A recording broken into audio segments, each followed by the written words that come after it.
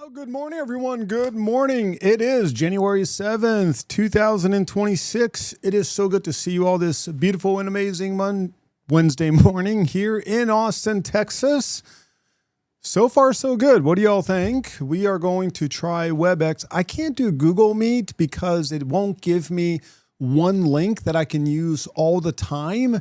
Every meeting is a unique link. And then I also can't customize it to where it's only a portion of the screen.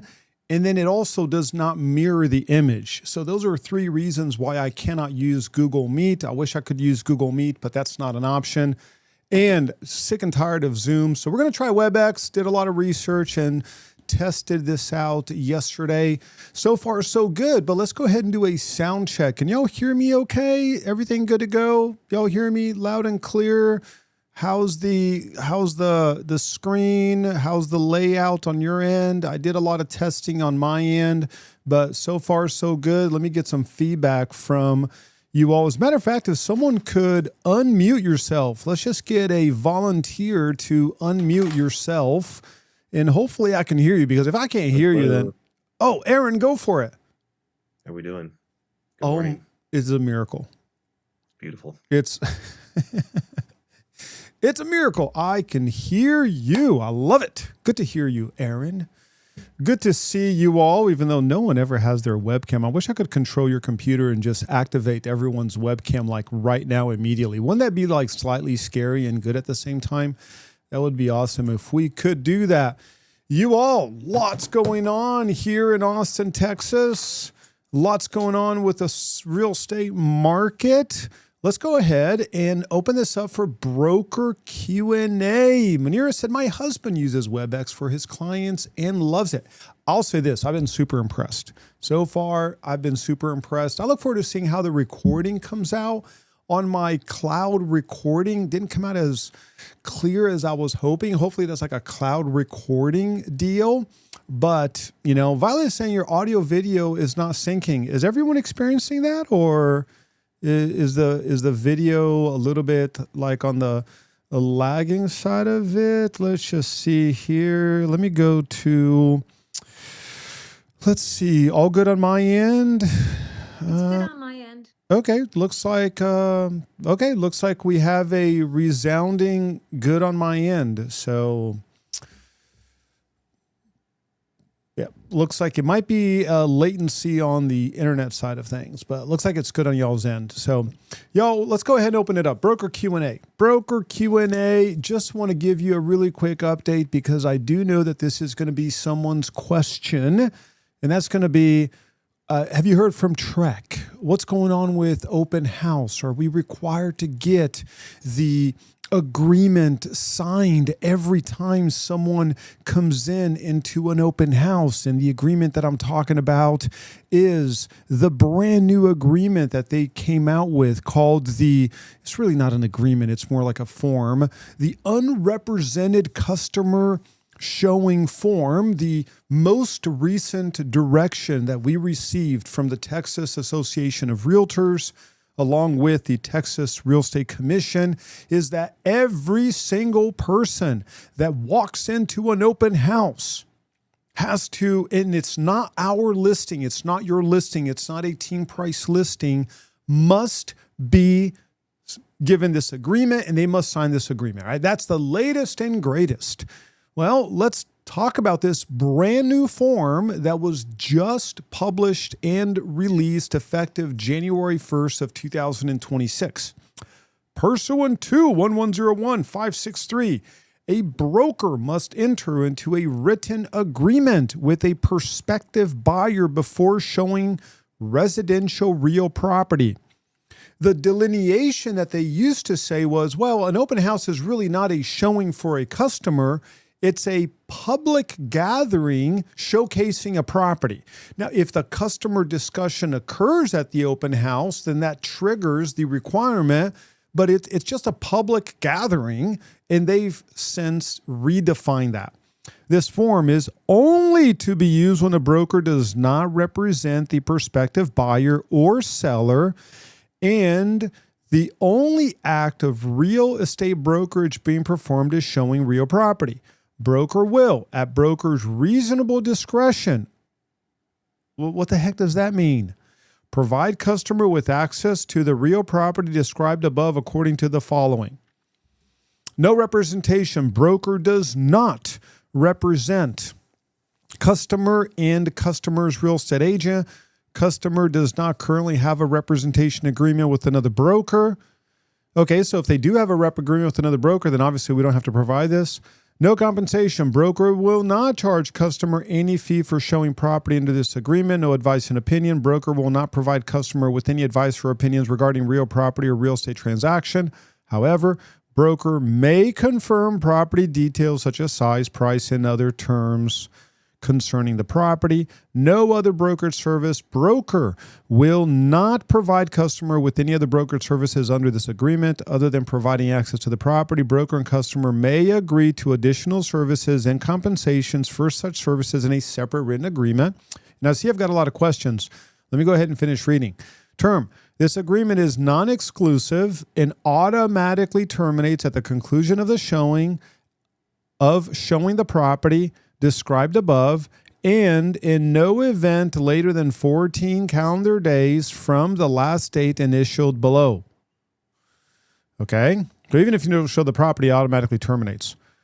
Neither broker, any other broker, or their associates is responsible or liable for any personal injury. Okay, fine. Then we got the broker's name, the associate's name. We've got the broker initial, and then we've got the customer's name and customer initial. So it's not even a signature, it's initial.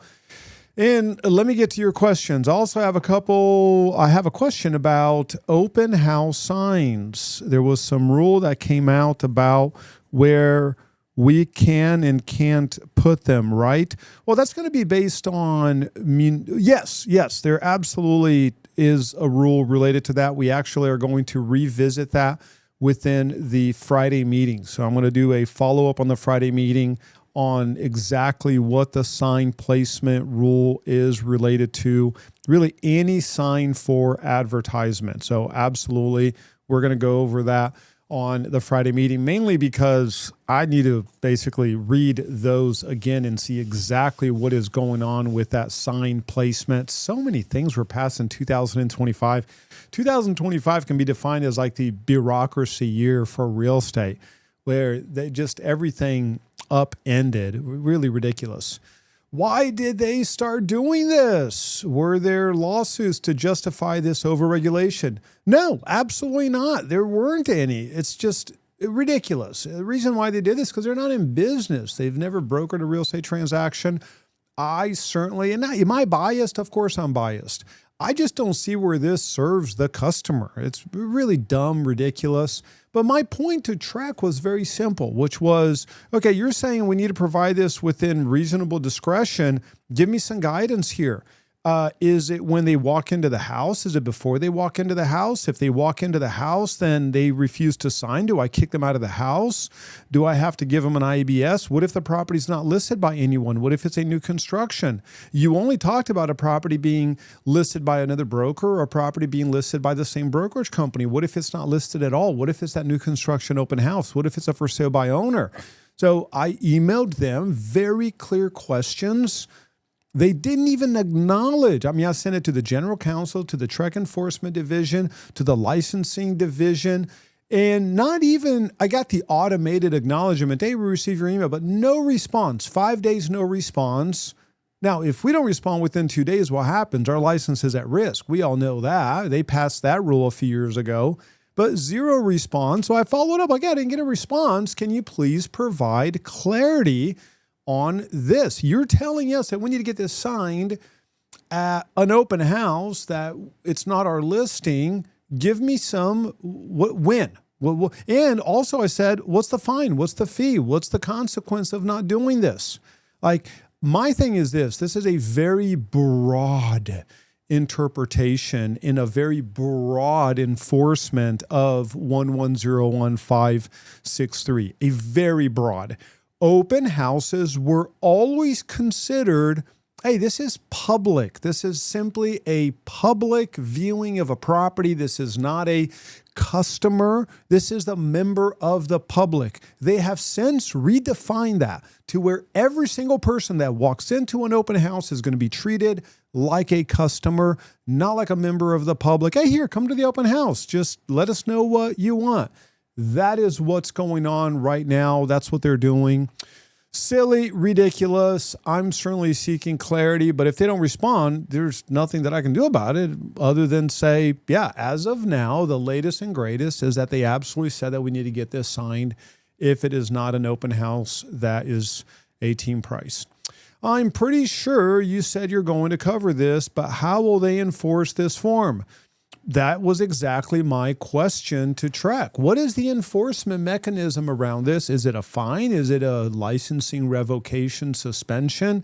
And the reason why I am waiting for them to respond is because if they say, yeah, that is a violation of 1101563, and it's going to be a fine and your license is going to be at risk, I told you what I'm going to do. I'm going to drive around about 500 open houses. I'm going to have poor Gail walk out of the car, go in. We all know that agents are not going to present this form to poor Gail. Gail's going to walk out with a business card, and I'm just going to violation after violation. By the end of the day, I'll have submitted 100 violations to track. I'm going to overwhelm their enforcement division with violations. That's going to be my plan. You want to enforce this? Great. Let me put you in the position of enforcing this. I don't have a problem with that.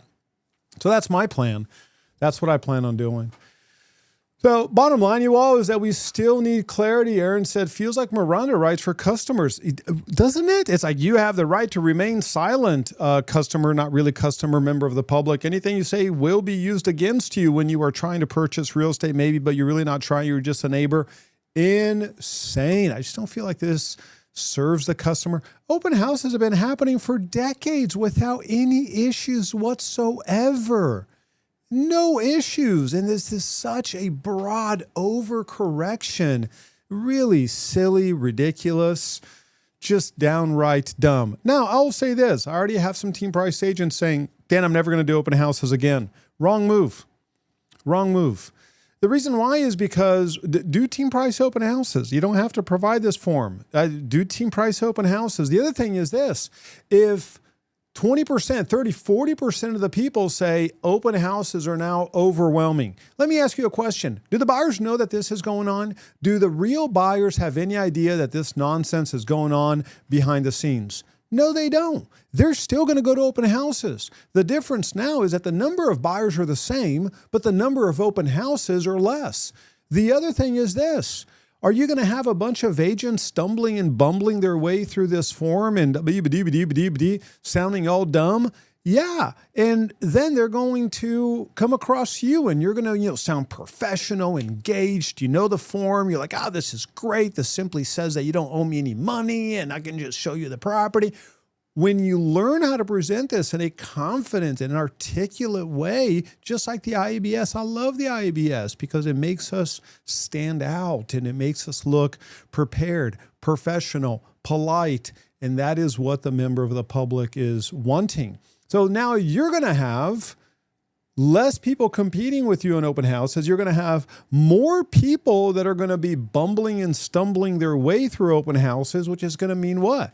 You are going to stand out. That's what it means. So that's my posture on it. And that is why once the new commission rules came into play, what do? We trained, we rehearsed, we looked at it, we understood the process. And I am happy to inform you that now, a year into these new commission rules being put in place, our average commission per transaction is up. It's actually increased. We have not lost money with these rules. We understood the rules. We made it a professional delivery, and now we're earning more money under the rules. So that's what it is. And my recommendation, it's same for you. This is what I do. Hey, set a timer. Grab your phone, set a timer for 5 minutes and complain, right? For you who curse, I don't curse. For you who curse, just curse your heart out.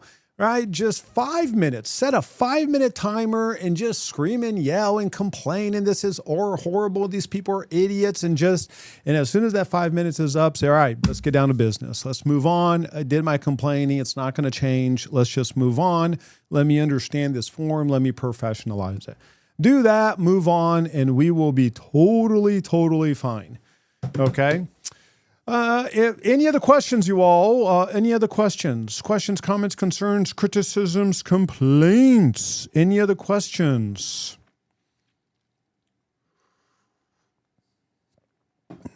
Any other questions? Sonia said, or don't complain. Change is the only sure thing. Oh, Sonia, look at you. You're a better person than me. I got to complain for 30 seconds at least. Any questions? Questions, comments, complaints, criticisms, concerns? Can you hear me? Yes, I can hear you. Go for it, John D. Okay. So I had a property under contract, and it came out of contract yesterday, and they didn't sign an extension to the contract. But we're going to talk about it today. If I recall, but I just want to be clear.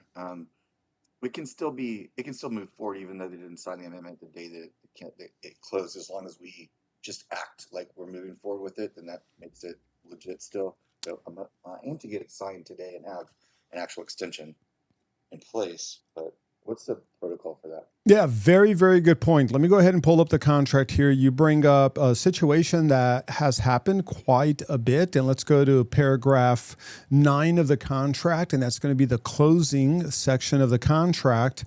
And time is of the essence is nowhere in that paragraph. Time is of the essence is where strict compliance is required. That's going to be the option. That's going to be the earnest. There are a few sections within the contract where the word time is of the essence is used, and that becomes non-negotiable. At 11:59, at this time is of the essence, serious consequences to the contract. When it comes to paragraph 9A, it's on or before. It doesn't say on, before, or after, but the indication within paragraph 9A is that one party, the defaulting party, the party that feels like the other party defaulted on the contract, has to make that claim. It's like, hey, under paragraph 15, buyer, you are in default of contract. Therefore, me, the seller, I will make you close tomorrow. Well, that's enforced specific performance, or I'm going to sue you to make sure that you close. Or I'm going to terminate the contract and just try to get the earnest money as liquidated damages. If the seller is really not doing either, the seller is totally compliant and saying, yeah, let's just close tomorrow, let's just close a day later, absolutely. All parties are in agreement. It closes a day later because the defaulted party, the party that got, in essence, was okay to go to closing and didn't, or closing didn't happen, the seller in this case, they're like, no, I'm fine. Let's just go a day later. Everything is fine. So it's that famous term limbo, which is a term, it's like a Catholic term, limbo. It's kind of like, well, I don't know if you're in heaven or hell. You're kind of in limbo. So that's like the difference between time is of the essence versus, kind of on or before, but if it doesn't happen and everyone agrees, everything is fine. Does that make sense? So yes. Can I add a layer to it also? Sure. We can't close tomorrow the next day. They had to redo the whole loan. Something happened, and it can't close until the 21st. So it's a little bit of time between now and then. And on top of that, they were delinquent on supplying the HOA docs. And then they tried to get me to sign, or get my client to sign something saying that we moved the escrow necessary date. So we have basically up until close to still have to declare, we want our earnest money back based on HOA. But I'm thinking, trying to negotiate with her, we'll sign the thing saying that the HOA date was moved, and we're clear with that if they'll move the close date to the time that we need. Does that sound like solid negotiation? Yeah, it absolutely does. If it's going to be anything more than a few days, just for the sake of clarity for all parties, absolutely get that closing date changed. Have I seen contracts close even a month later, even though the contract date didn't change, because we had a seller that refused to change the closing date, yeah, of course, I've seen that before. That is not ideal because really at any moment that seller could say, yeah, whatever, you're in default of contract. We're now not going to close. So anything that you can do right now just to clean up all of those timelines, get that new closing date through TXR 1903 amendment, absolutely work your tail off on getting that done. Cool. And then what's the protocol for her if she has a backup offer? She didn't tell me that she did. I'm going to ask if she does. She has to tell me if I ask. Is that right? No, absolutely not. Or she's going to activate it or work on it, I guess. Yeah, so she didn't have to tell me until she decides to use it too. No, she didn't have to tell you at all. She can basically just say, hey, you're in default of contract. You didn't close on this closing date. Here's a termination of contract because you're in default. Here's a release of earnest money. I want the earnest money. And then as soon as everything is clear and everyone agrees that the contract is indeed terminated, then they can send the notice to the backup contract that their contract is primary. Would we have to give her the earnest money even though they were in default for the earnest due to HOA docs, or because now we're in default now it reflects back on my side of the transaction, and we do owe her the escrow earnest money?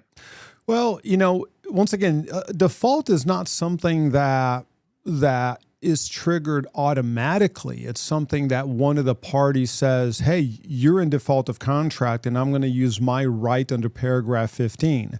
So under the HOA, let's just say that they had 10 days and then they give it to you on day 20 and you guys just ride that out. Well, then you guys have 3 days to terminate the contract. Right? So they're no longer in default. It's not like you can terminate the contract 20 days later, even though you received it, 5 days earlier. You've got 3 days to terminate after you receive the subdivision information, whether the number of days there was 5, 10, or 15. If you have 10 days there and you get it within 3 days, you've got 3 days. If you get it in 15 days, you've got 3 days.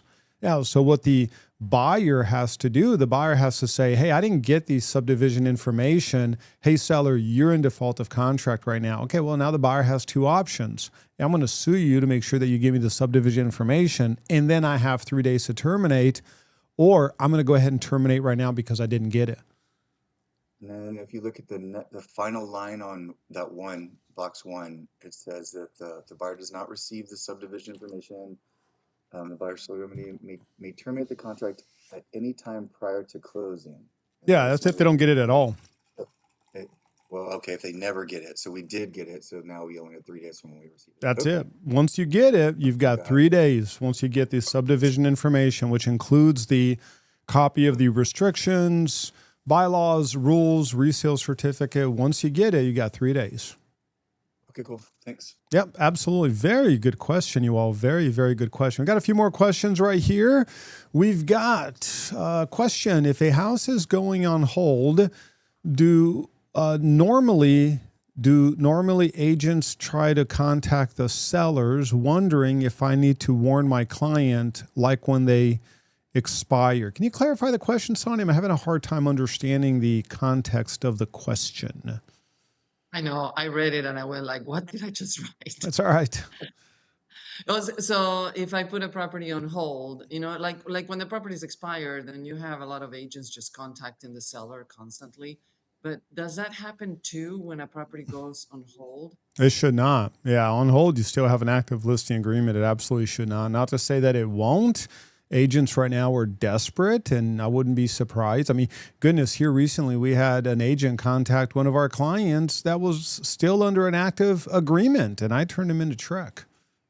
Yeah, I wasn't at that meeting. Okay, I just wanted to double check because I rarely put something on hold. And anyway, so, okay, thank you. Yeah, absolutely. Very good question. Good stuff. Any more questions, you all? Any more broker Q&A questions? Any more broker Q&A questions? Lots of good questions. Yes, go for it. Yeah, so back to the form for the open houses. You're saying the unrepresented buyer form isn't necessarily if it's a team price open house? That is correct. If it's a team price listing, which means you are the listing agent for that, even if your name is not on the listing agreement, because agency happens at the broker level, every single team price agent is an agent on every single team price listing. So this form is not required because you do represent the seller. Now, you have to disclose and indicate to prospective buyers that you do represent the seller. That hasn't changed. That's always been a requirement, but this form, therefore, is not needed. All right. Thanks. Yep, absolutely. Good stuff. Any more broker Q&A questions, you all? How are y'all doing on your market report? Anyone here done? Anyone here completely done with your market reports? Like, I'm ready to go. There you are, out. Anyone here done with your market reports? No, it doesn't look like it. Y'all, I want to remind you, the absolute most important thing that you can do marketing-wise is going to be your quarterly market reports. Your quarterly market reports. Who gets your market reports? Anyone in your database. Who's in your database? If you've got less than 90, everyone's in your database. So you've got to focus. This is going to be the year where you have to be maniacally obsessed with people in your database. You've got to stack that pipeline. You've got to be so incredibly obsessed with your database. So this market report, start January strong by making sure that every single person in your database gets a market report. If you want to do electronic, great, do it electronic. In addition to emailing them an actual hard copy. Okay, I know this is 2026. Dan, you're telling me to mail stuff? Yes. If you want to do electronic, it's in addition to actually mailing them a hard copy of the market report. If you've never done a market report, if you are a newer team price agent, every single resource that you would ever need to do a market report is right here within this resources. We've got the template. We've got a step-by-step process. We've got the video. This is one of those, I will die on this hill. You absolutely must do market reports no matter what. And then we go into February and we're going to do what? We're going to do the 10-year neighborhood appreciation report. But please make sure that you do the market report. We also have a template here. If you think this template is terrible, that's fine. Just make it shorter. If you love it, that's fine. You can use ChatGPT, use Grok to totally rewrite this. Some of you looked at this and said, it's way too long. My clients are going to read it. Y'all, you can just simply do one letter saying market report. It totally fine. This is just a starting point, but please make sure that you do your market reports. This is going to be a non-negotiable. So what are your thoughts for this year? I want this year just to be a record year for team price, you all. I'll say that much. I want this year I want every team price agent just to have the absolute best production year that they've had and also the hardest year. I want you December 31st of 2026 just to be exhausted, just to be like, oh my goodness. And I'll say it, it's going to be a tough year. Market-wise, it's going to be a very similar year than last year. As a matter of fact, I posted something on X this morning, which is really interesting because I, of course, am tracking this information on a daily basis. And January of 2025 was the single highest January new listing count that we've ever seen in the history of Austin real estate.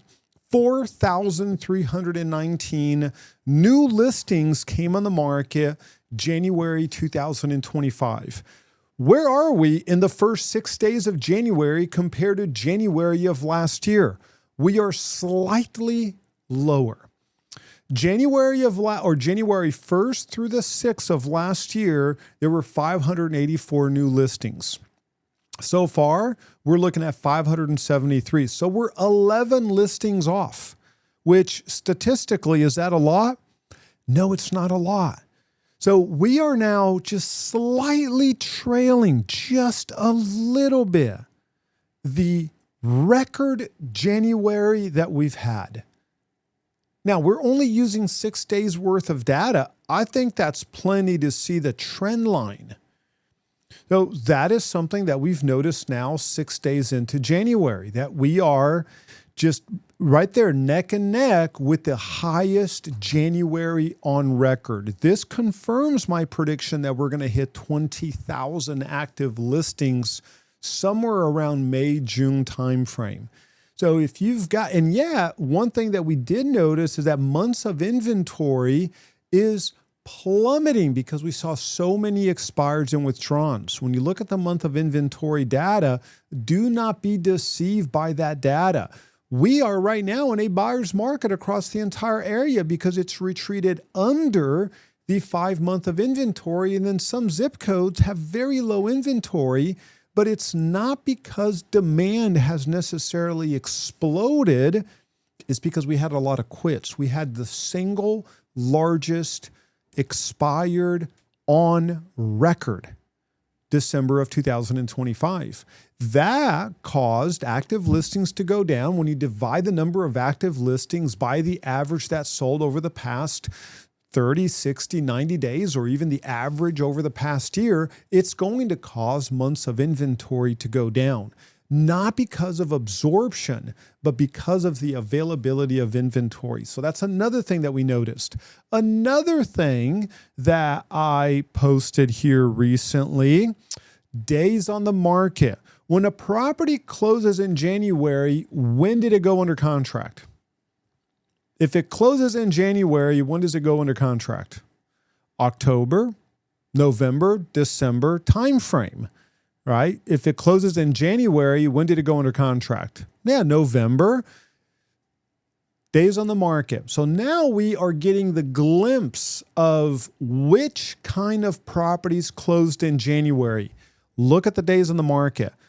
We just hit 92. It is only 6 days. We're 6.5 or so days into January, but we're looking at 92 days on the market. 92 days on the market. So keep that in mind, right? So that right there is activity that happened in October into November. So properties are staying in the market just a little bit longer. So for those who have listings coming up, it's got to be perfect. Do not be deceived by that months of inventory. Be obsessed with the activity index. Be absolutely obsessed with the activity index. That's going to give you that leading market indicator. In saying that, there are some things that happened in the month of December that are super encouraging, and some areas are indeed rebounding in a way that really surprising. So let me point out a few areas that are super encouraging. I'm going to go all the way back here, and this is going to be number of properties sold over the past 12 months. So this is going to give us the year over year. Austin up. This is December to December, up 5%. Bastrop, that's going to be down 13%. Buda down 5, Burnett down 38, Cedar Creek flat. But look at Cedar Park, up 15%. Look at Dale, up 50%. Del Valley, up 26%. Driftwood backtracked 40%. Dripping 25%. Look at Hutto. Hutto, almost double. That's just for the month of December. Hutto had almost as many closings in December as the peak in May. Really interesting. So huge rebound for Hutto, up 89%. Kyle backtracked very more so than Butte at 5%. Kyle, 28% drop year over year. Lago Vista up 55%. And Violet, you bring up a really good point. Aren't those areas a lot of new construction? Yeah, what does that tell us about what the builders did? The builders wanted to close at the end of the year. Because the builders offered so many incentives, that's why we saw that median price year over year for December actually go negative. And we're attributing a lot of that to new construction where builders offered insane discounts for buyers. Lakeway, though, up 47%. So the bifurcated nature of the market is not only on the pricing side of things, but also on just what is selling and what is not selling. And you can see that some areas year over year down 50%, and then you've got other areas up 89%, but more cities actually went up as far as the year over year December than down. So far December turned out to be a fairly encouraging month. Even when you look at the number of properties that sold, we beat out December of 2024, 22, 24, 23, 22. We did not beat out 21. That would have been impossible. But this was the best December closing wise going back 3 years. Let's go 4 years to get a better December. So that's really encouraging. That overshot our estimates on what we were going to have. Going into December, we were expecting about 23, tops 2,400 closed transactions. We had a flood of properties go pending the last 2 weeks of December, and then 10 days later go sold, because that's what builders do. They go pending, sold almost immediately. That bumped up that number of closings up to 2,604, which is really encouraging. So much so that the month over month increase in closed transactions for the month of December was the third highest on record going back 25 years. So that's really encouraging. We had 2015 that was better. We had 2003 was better.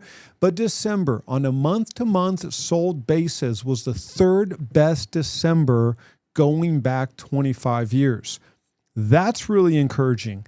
Year over year, well, we also had a 2.2% increase year over year on the number of sold properties. This is now the second December in a row where prices have, or number of sold properties have actually gone up. And that's really encouraging. Statistically, it does go up, but we had 3 years, brutal, went down by quite a bit. We now have 2 years in a row where it actually goes up. And here you can see that we are seeing that consolidation on the number of sold properties, but a little bit of a rebound here towards the end of the year, which is really encouraging. Now, when you look at the number of real estate agents, the number of properties that sold per real estate agent, but let's do per 100,000 people first, slight decrease, 0.1%. I mean, statistically, they're both 98. So when you look at the number of sold properties per 100,000 people, flat, 98 properties sold per 100,000 people, because our area did go up population-wise. Cumulative sold, we were actually down 5.3%. When you look at the cumulative sold properties, all of 2025 compared to all of 2024 actually went down a little bit when you compare that to population. Now, let's take a look at the sold properties per 1,000 agents. And this is really encouraging also. Let me focus on this one right here. Here we've got our best December going all the way back to, same thing, 2021.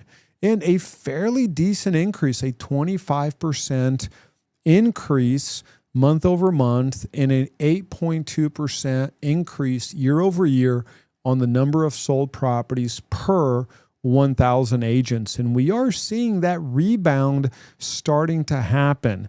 The highs are going lower, but the lows are going higher. So we are seeing this consolidation within the number of properties sold per 1,000 agents.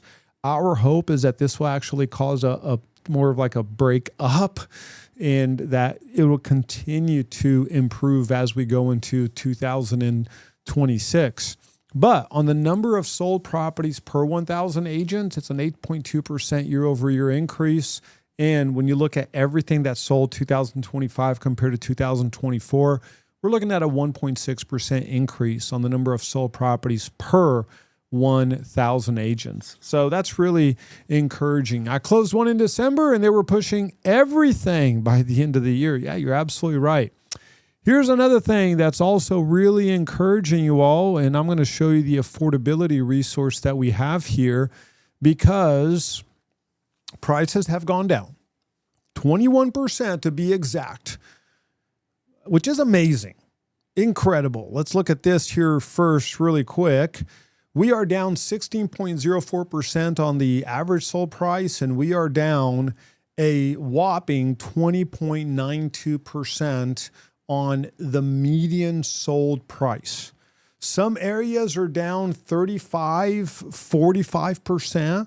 Other areas are down 10%. But overall, our market is down a staggering 20.92%. Okay.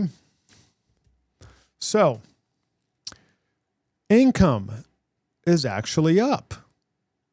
Rates have actually improved a little bit. Let's take a look at rates here really quick. When you look at rates, December of last year was 6.72. December 2 years ago, it was 6.82. December 3 years ago, 6.36. We finished December at 6.2. 6.2 is going to be the best rate that we've had since September of 2024.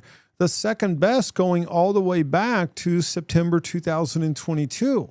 So we've got an improved rate environment and we've got lower prices, a drop of 21% on the median sold price, a drop of, we were up to 7.62% October 2023. That's down to 6.2% right now.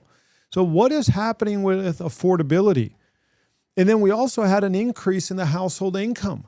Areas completely changed. We've got areas that went up dramatically because we've got so many job openings happening within the suburbs, especially with the new warehouses and manufacturing facilities that were launched over the past few years. Hutto, Jarrow, Buda, Kyle, Georgetown, Cedar Park, Leander, you name it. And we've actually noticed a higher than average increase in household income for the surrounding area, also for the Austin area. So how is that affecting affordability in our area?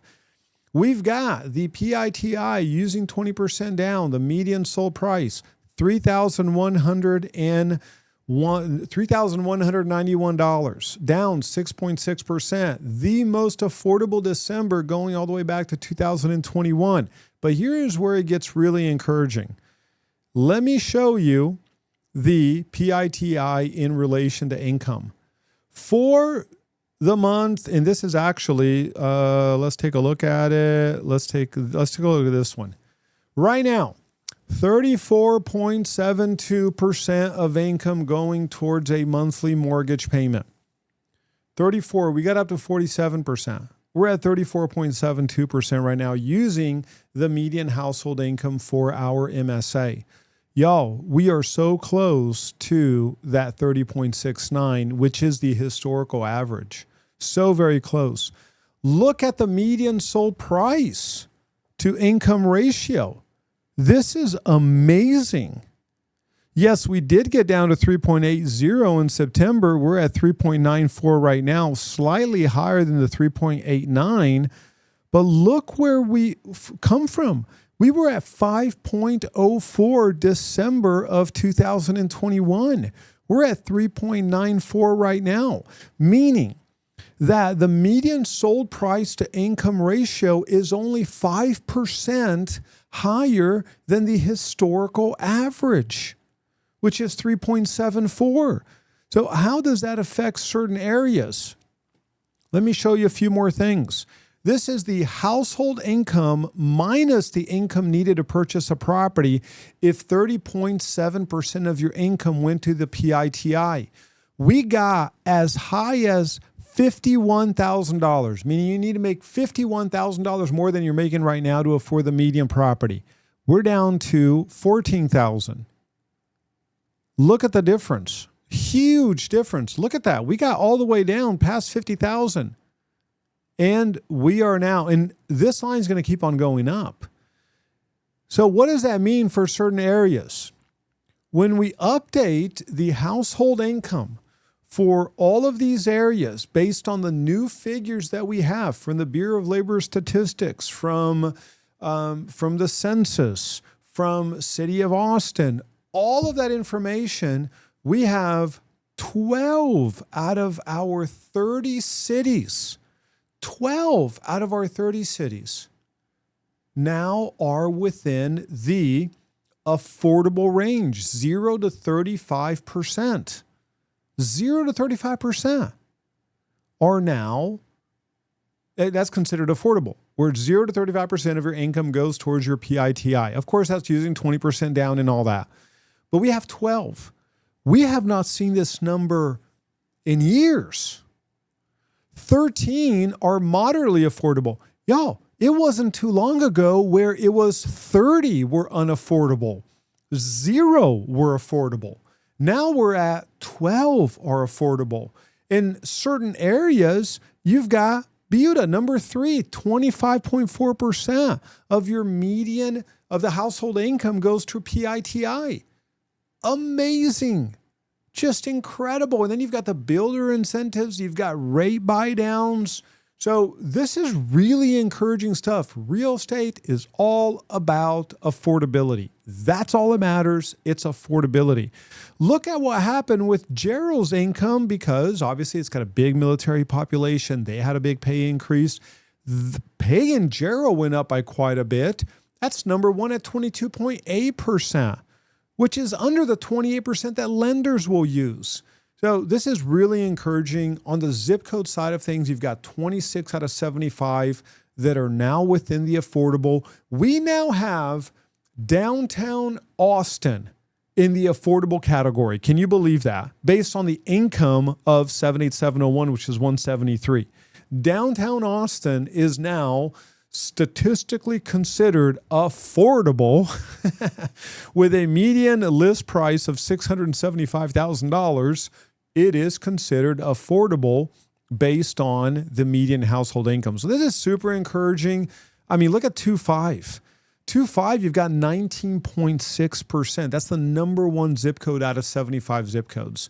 And of course, Sonia, you just mentioned prices dropped a ton in places like Gerald.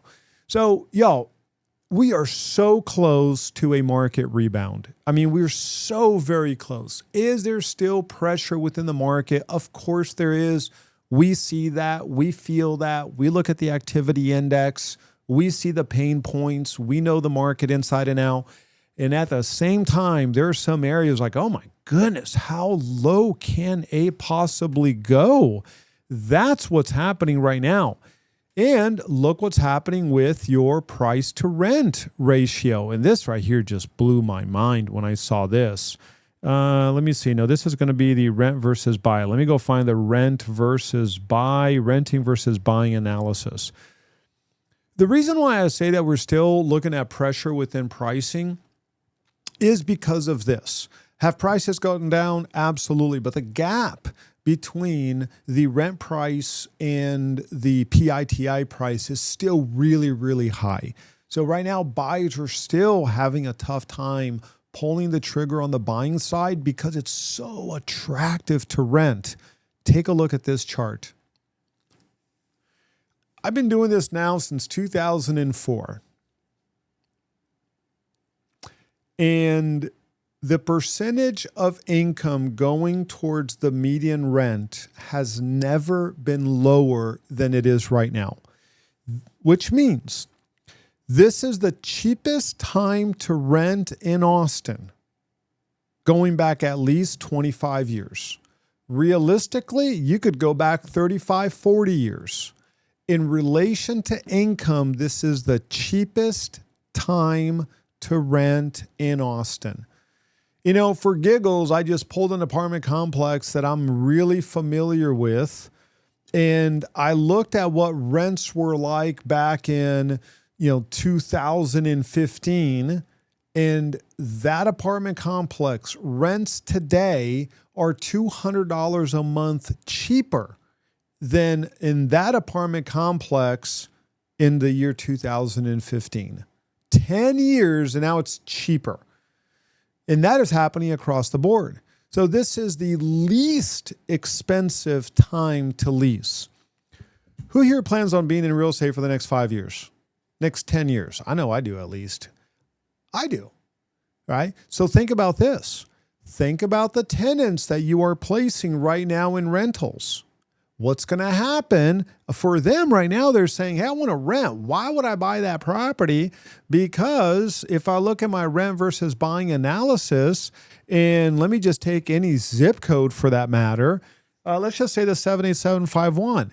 They're like, why would I get a PITI of $3,754 for the median property where my rent can be $1,400? The difference is 61%. The difference is 2,301. Why in the world would I buy? I'll just rent. Well, guess what happens 2 years from now? Rents start going up. We start getting that stability in the rental market. Well, and then prices bottomed out, better rate environment. They make a little bit more money. And now they become that buyer. So you want to project your buyer 2 years from now, 3 years from now, 4 years from now, your buy-sell opportunity. Work with those tenants. Stay engaged. Give them market reports. Stack that pipeline. Sonia's saying, give me a link to this chart. Yeah, absolutely. All you have to do is go to teamprice.com. You go to Insight and Statistics, and then you go to Lease Statistics. And we have is it Lease Statistics or the other one? It might be the other one. Rent versus buying analysis. This is going to be your price to rent ratio. That right there is what we covered. This is going to be your price to rent ratio. Let's go to right here. Renting versus buying analysis. Teamprice.com. Renting versus buying analysis. That is where you can get that. Okay, so I went ahead and put the link there. The other cool thing is that if you go to Market Update and you scroll down, we do have these in-depth analysis for investors and home buyers. And we've got a landlord rental analysis, renting versus buying. When you click on this renting versus buying, it takes you exactly there. When you click on the landlord rental analysis, this includes like a bunch of stuff. So you've got access to all that information there. So in saying all that, you all, I'm very encouraged by these numbers looking so attractive on the pricing side of things. The more attractive Austin becomes for future tenants, that means that companies will move here. It becomes a more attractive area. Employment goes up. And the faster we can hit that bottom of the market, the faster we're going to start recovering. Do you think 2027 will be our rebound? It really feels that way. Melanie, that's a very good question. There are two outliners that are of concern right now. Okay, two outliners of concern. One of them is going to be the distressed part of the market.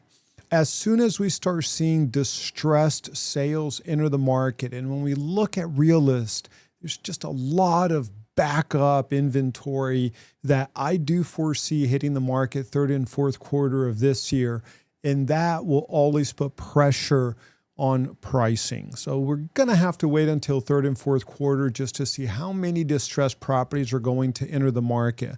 That's going to be number one.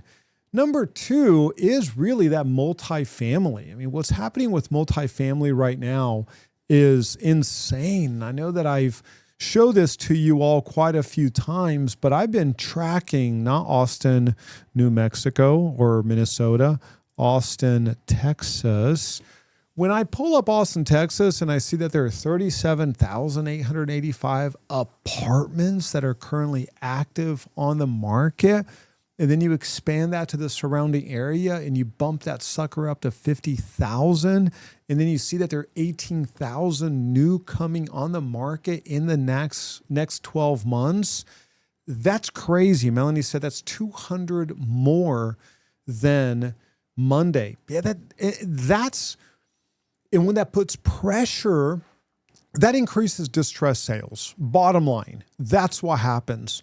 When you've got that landlord that went from 4 years ago making that $100, $200 a month positive cash flow, today they're at negative 400, and then all of a sudden they're like, wait, what? Like my house has now been vacant for 3 months. I'm now eating that vacancy. And you mean to tell me that I've got to lower another 200? It's really easy for that first-time landlord say, I just can't. Like, I can't do this anymore. Here's a deed in lieu of foreclosure bank. Just get rid of it. Then you've got a property that's already experienced deferred maintenance, and that becomes a distressed sale. We're at the beginning stages of that. So we've got way more inventory in the multifamily than we could ever dream of filling up over the next 3 to 4 years.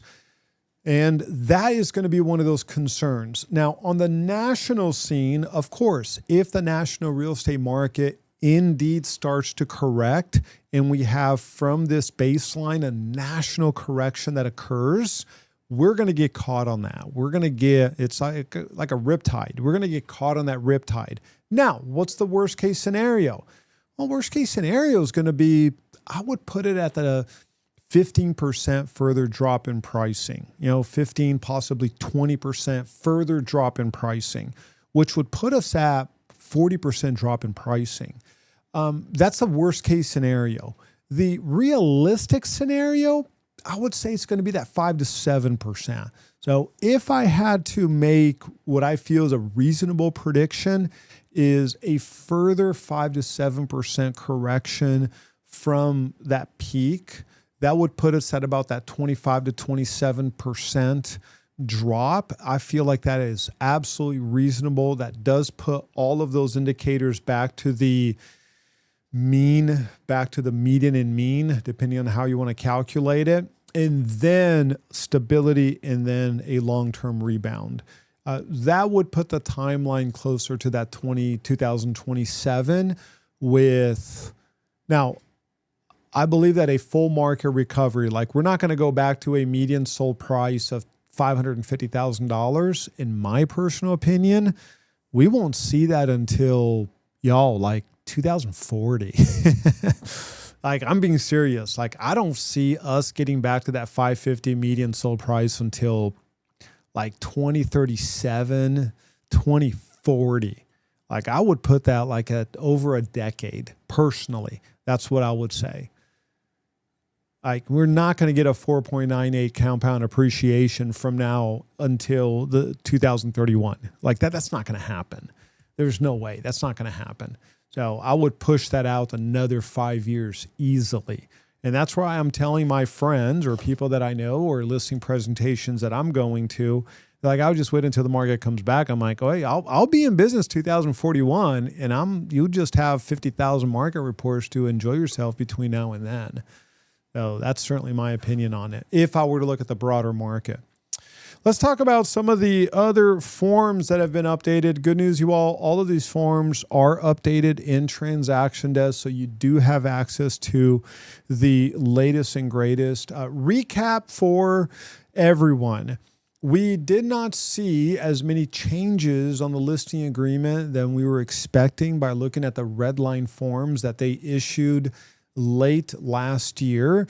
Section number 2, improvements and accessories, remains exactly where it was. We looked at, not that many changes. In essence, sub-agency was completely removed from the listing agreement. That's going to be the main change. The main change is that sub-agency was completely eliminated. Sub-agency no longer exists in the state of Texas. So if you were like, I never understood sub-agency, it was always really complicated. Well, you don't have to understand it right now because it no longer exists. Now, how do we structure commission? This stays the same.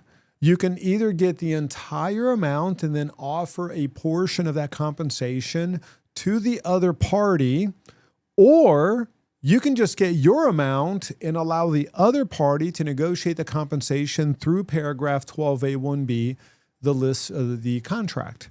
What do I recommend? I recommend 5B all day long. You don't have to be chasing after W-9s. You don't have to get the compensation agreement between brokers signed. You don't have to do any of that. Now, why do I think that they did not implement that red line form right now? See, there's a reason. I figured it out. Why do you think they backtracked on their listing agreement, big, huge update right before January 5th? Because TREC delayed the contract changes until May. That's why. Because Trek delayed the contract changes until May, which means that right now the contract still has under broker information where the listing broker is going to pay the other party. Because they did that, Trek is like, hey, we're not going to publish this January. Let's just delay it until May. TXR immediately had to change all of their forms and sanitize it a little bit, which is why paragraph 8 says reserved. Which is why, because they're going to shift paragraph 2B, 2C down to paragraph 8 reserved, and then they're going to modify paragraph 5 where it's only going to be the 5%. So the reason I say this is this. Contract's going to change again in May. All of these, listing agreement and all that's going to change again in May. When Trek publishes their new contract in May, and I know it's going to happen around May, why is that? Because when you go to the meeting in minutes, we can see that in the next day, and they do usually they will upload their meeting. If they upload their meeting, I'll be watching it. I don't watch it live because it's just like ridiculous. But we can see that this is their agenda, 167 item agenda, which is ridiculous. I would love to be a member of the broker lawyer committee. I would love it. It'd be better than winning the broker of the year. I'd love it. They have the new contract dated May 4th. And on the new contract, we can see, let's keep on going, that they are eliminating that whole separate agreement.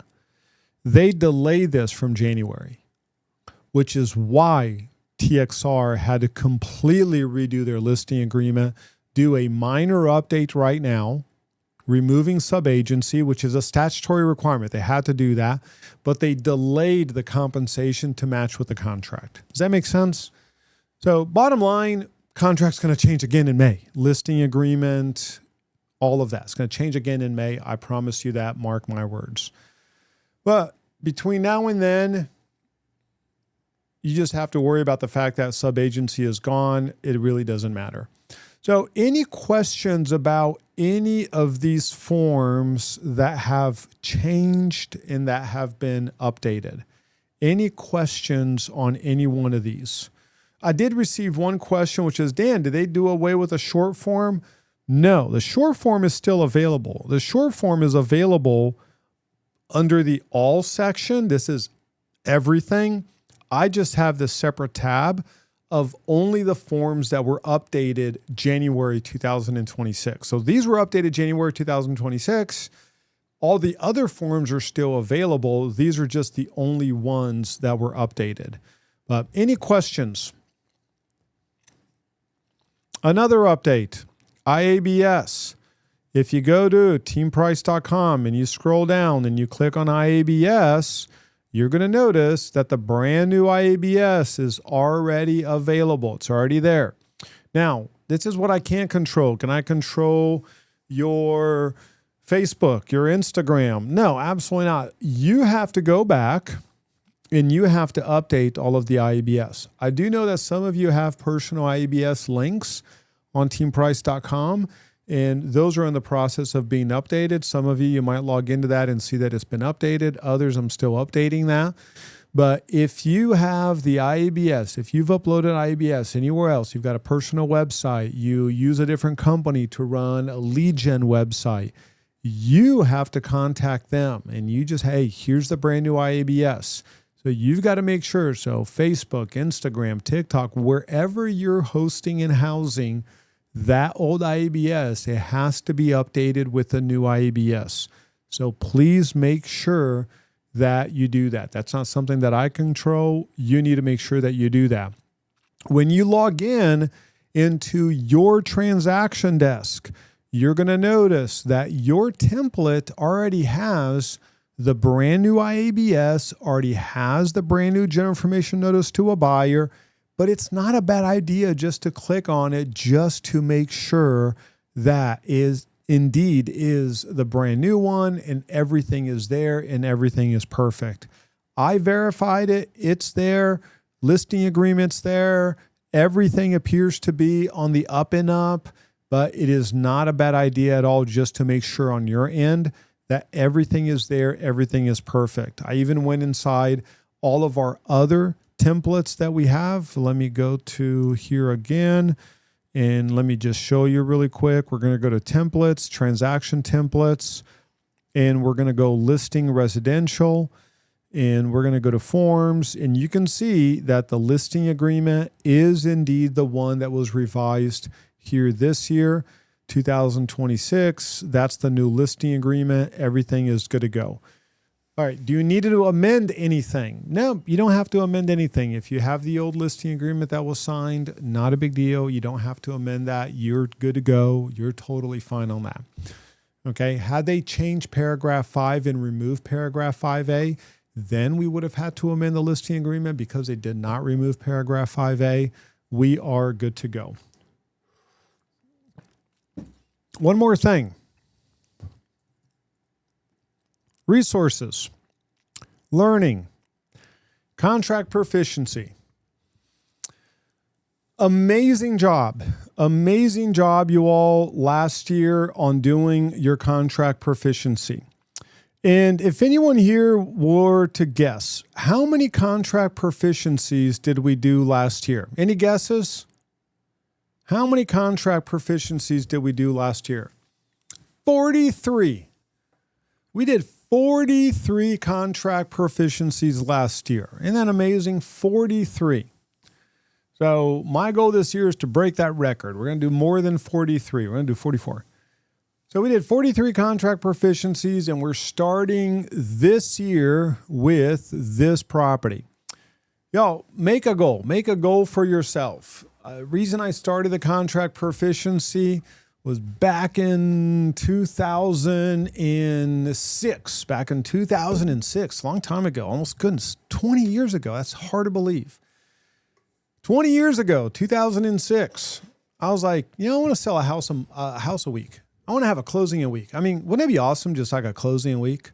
I'll do a closing a week. And I said, in order to do a closing a week, I have to start acting like I am that kind of agent. If I don't have time to do a contract a week, then I'll never have a closing a week. Because if I have a closing a week, then I'm going to be writing more than a contract a week. So let me start writing a contract every week, no matter what.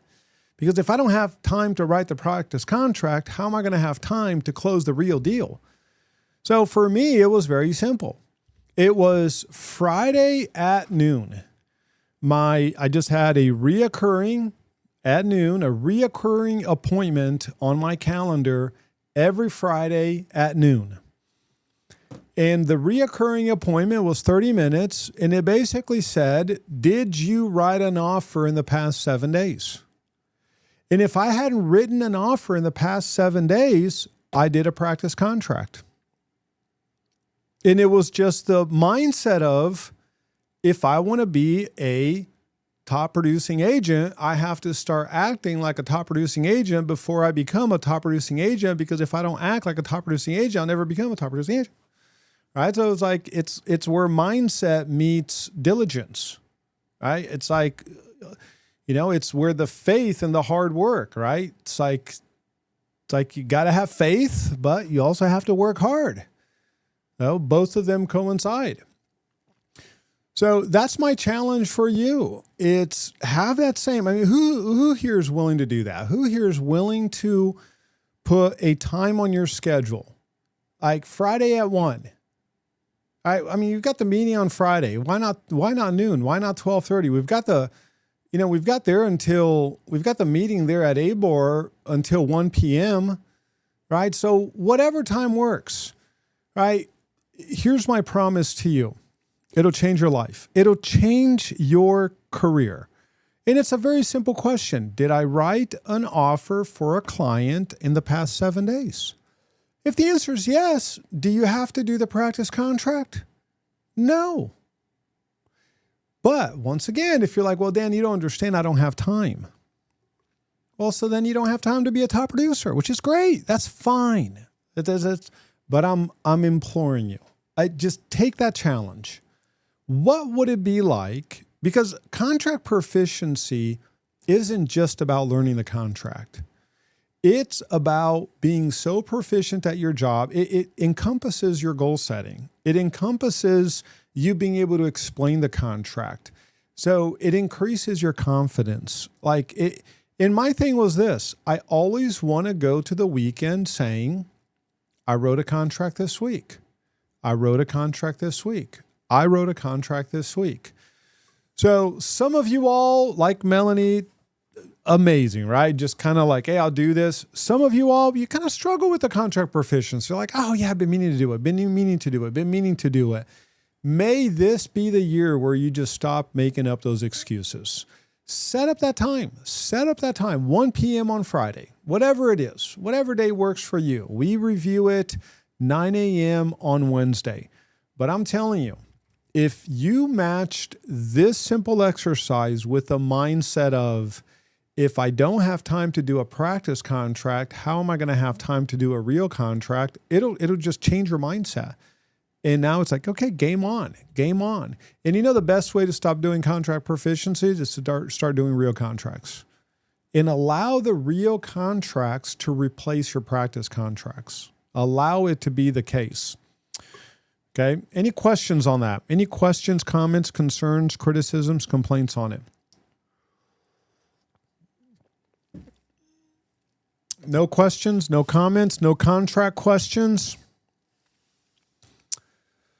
Word of the year. Do y'all want to do a word of the year this year? Do y'all want to do a word of the year on the Friday meeting? Yes. Oh, we've got quite a few people saying yes. Okay, good stuff. All right, let's do that. Let's do the word of the year. I'll take a canvas. How does that sound? I'll take a canvas. That was much needed. I struggled with it. Good stuff. Love it. Yeah, we're going to do the word of the year. We're going to do a word of the year this year. Y'all, Friday, I'm super excited for the meeting on Friday. Do not forget that we do have a meeting on Friday.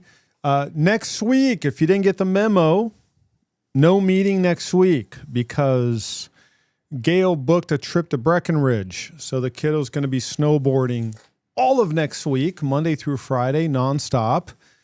And she booked a trip to Breckenridge. So we're going to go to Breckenridge all of next week. I'll still wake up, be on my computer, and of course approve contracts and be available. I mean, I'll still be available. But we are leaving Saturday and then coming back like the following Sunday. And that kind of happened a little bit fast. I think I was told like 3 weeks ago, like, hey, by the way, going to Breckenridge, January 11th through the 18th. And I'm like, well, there could be worse problems in life. So I guess I'll say yes to this one. So it was kind of hard, but I had to take it for the team, you all. I mean, just kind of like the self-sacrificial person that the good Lord has made me. I just had to take it for the team. So my apologies on that. So we're doing that for the week.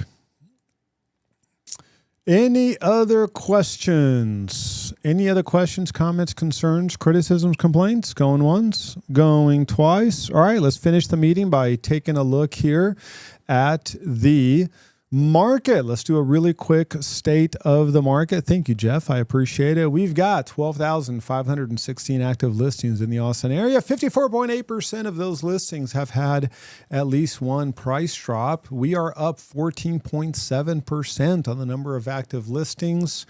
And unfortunately, we are down. On the pendings, we're down 8.3% on pendings. So we are running flat, even though last year pendings actually started going up by this time last year. So far, we're a little bit on the flat side of things on pending.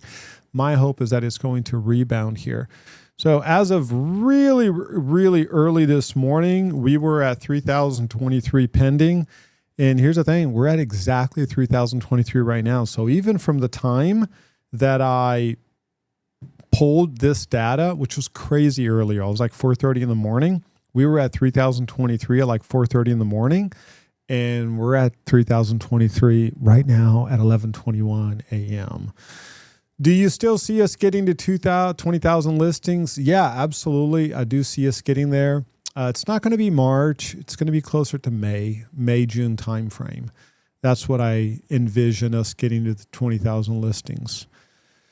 We've got activity index. Because active listings are actually going up, we did notice an increase in the number of active listings from yesterday to today, but we also noticed a little bit of a decrease in pending listings from yesterday to today, which means that the activity index dropped. So we are now under 20% activity index. We're at 19.5, we're at 17.11 on resale, and 24.17. But of course, we know that activity index is not the same across all markets. We've got some areas, 78736, at a mind-blowing 45% activity index. And yet, we also have areas like Smithville at 3.66. You might as well be zero. Like, it's 3.66 activity index, like you might as well abandon the city at that point. Like you might as well make it like a movie set. Now, take a look at the activity index so far for the month of January. This is your first peak for not the activity index, the new listing to pending ratio.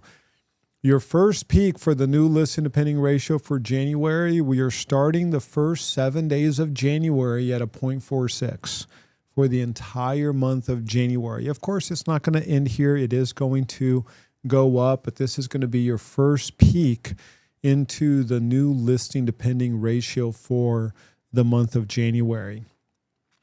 Here's another thing that's really, really noteworthy, you all. Very noteworthy.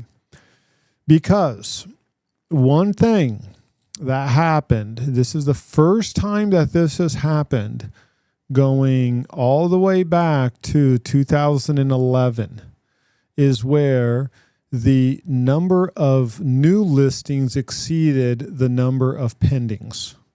First time. Last year was the first time since 2011 that the number of new listings exceeded the number of pending listings, right? This is going to be your difference. And then here we've got the pending, we've got the new. So we had this cross, this divergence, and we ended all of the year. If I look at all the new listings minus all of the pending listings, we ended the year at a plus 703 on the new. So we had 703 more new listings than pendings for the entire year. Okay? That's the difference. Okay? And that's the, kind of year-to-date cumulative difference. Okay? And not all of last year. That's year-to-date cumulative, right? So in essence, January. We're at 210 right now. So we're on day 7 and we're at 210 right now. Last year, it was 703 for the entire month. And let's look at a few more things. Months of inventory. Months of inventory, we're at 4.44, 16.3% higher. Look at 2.8, 1.5 months of inventory, all the way down to good old Deo at 22 months of inventory. But this is where it gets really interesting, and this ties in with the comment that I made earlier, which is be very cautious with months of inventory, rely more on the activity index. Because months of inventory right now in the city of Austin is actually down 11.9% year over year, and it's down 10.4% over the past 2 years. But that's simply because we saw so many expireds and withdrawns over the past 30 days. We talked about sales, so we're good to go on that. We talked about pricing. Let's do really quick the percentile. This number continues to be steady, top to 25th percentile, outperforming the bottom 25th percentile. We're plus 1.6% on the top 25th. We're down 3.3% on the bottom 25th. And this is going to be your final number. Last year, out of the 30 cities that we track, 7 have gone up in price, 23 have gone down in price. City of Austin went up from $571,650 on the median sold price 2024, went up to $575. So we ended on a positive note, City of Austin.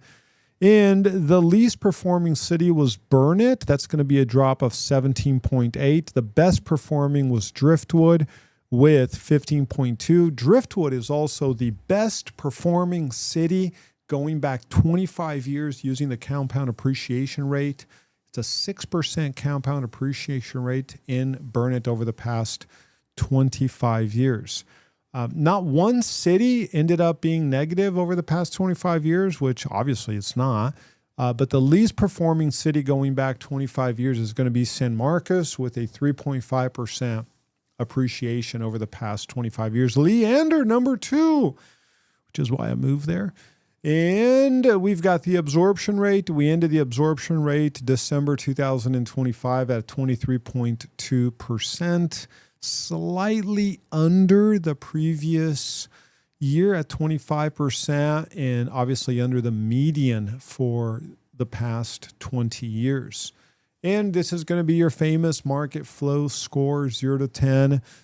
December, of course, statistically outperforms the month of November. It always outperforms the month of November. We haven't had a single December where we did not outperform November. But the median is 8.98. We came in slightly under at 8.53.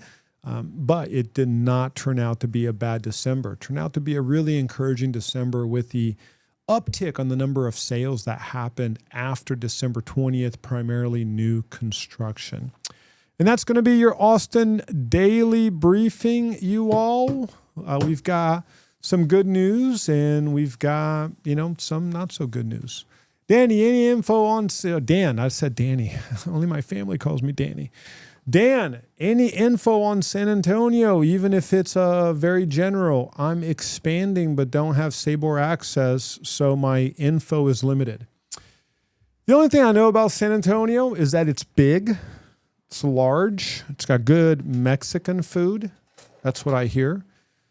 It's got a theme park that's kind of halfway decent. And it's about it, really. It's about all I know about San Antonio. So the great tamales. So Jeff adds to the list. Yeah, as far as the market is concerned, the only data that we have on San Antonio is going to be when you look at let's go find this for you, Freddie Mac House Price Index. We have San Antonio there. So San Antonio is down 4.3% from the peak. The market peaked June 2022, and it's down from November 2022. So from November 2022, when you look at the top 20 or top 40 cities in the country, population-wise, it's one of 2 cities that went down in price from November 2022, Austin and San Antonio. These are the only 2 cities out of 40 cities. Year over year, down 2.7. And then month over month, it actually went down 1.2. Outside of that one little line, ain't a darn thing I know about San Antonio. I barely know how to get there.